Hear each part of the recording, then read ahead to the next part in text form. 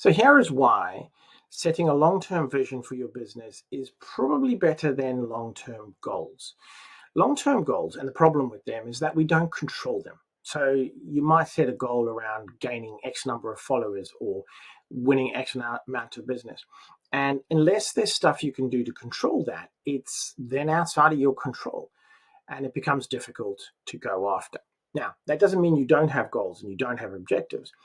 But the reason I argue for a long-term vision is your vision is created based on what's essential to you as a human being and a business owner. And if you create the vision based on what's essential to you, and then you map that over a plan for your business and a vision for your business, what you have as an owner manager is a business that you wrap around your lifestyle. Now, if you're trying to grow the next Uber, cool, great, fantastic. This is not the video for you. But if you want a solid, profitable, sustainable, long-term sustainable lifestyle business that serves you, that you can take a holiday from, but makes good money and grows beyond you and adds team, if you want that, then having a long-term vision for your life will help you to understand what it is you're going to create. If you understand what it is you're going to create and why you're creating it, you can map that over the business, and you have this elastic pull. You know, when things get tough and your head's down and you lose track of what's going on, you can look back up and go, hang on a second, am I on track? This is the vision I've got for the business. This is where I'm going with it. And it pulls you to the future. Now, if you have that elastic pull to the future, you're more likely to stay on track. And if you're more likely to stay on track, you're more likely to achieve what you actually want to achieve. Kind of a no-brainer, but it gets a bit tricky for us because it's, you know, we're so busy doing this stuff. We're dealing with the team, we're dealing with problems.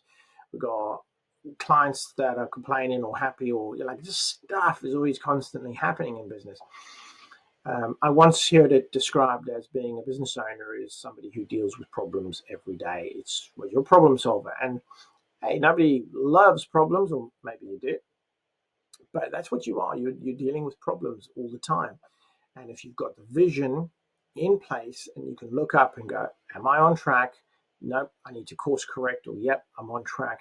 Is it true to what's essential to me? Am I creating what I want to create? Is this giving me the life that I want? Because there's no point in putting everything off for the future because we could go at any time. And if you have that in place and you have that long-term vision and you structure your business in a way and you to kind of deliver on that and you make your decisions, so you make those business decisions around the decision-making filter of, will this get me there? This decision, will this get me there? This thing I'm planning to do, will this get me there? This money I want to spend, will it get me there? So having that long-term vision allows you to put in place the business vision. Now, why do I argue for that rather than goals? We control two things in life. We control our actions and our thoughts. Thoughts are the stuff that's really hard to control. You know, most of us have stuff and we're dealing with stuff, and all of that kind of messes with us. We have imposter syndrome, we have stress, we have anxiety, we have problems that we deal with. So the mind is hard to control, but that's one of the only two things we actually have control over. The other thing is actions. Now, if you have the right perception, the right kind of thinking, you have the right actions. Now, if you set a big, hairy, scary goal out to the future and you're like, I'm going to achieve that, and you've got no way of controlling how to get there, then you could end up down the wrong direction.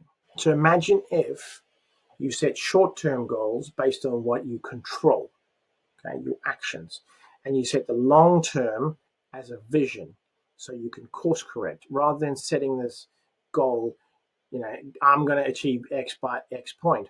You create the vision and you create all of the short-term goals. Now, as you move forward through the vision, you're going to have new short-term goals. But those short-term goals are based on what you actually control, your actions and your perception, your mind. So the work you do. And if you focus on the work that you do, what you do is you show up and you do things that deliver results. You don't try and deliver on things that you just have no control over, which is why I argue for a vision and short-term goals.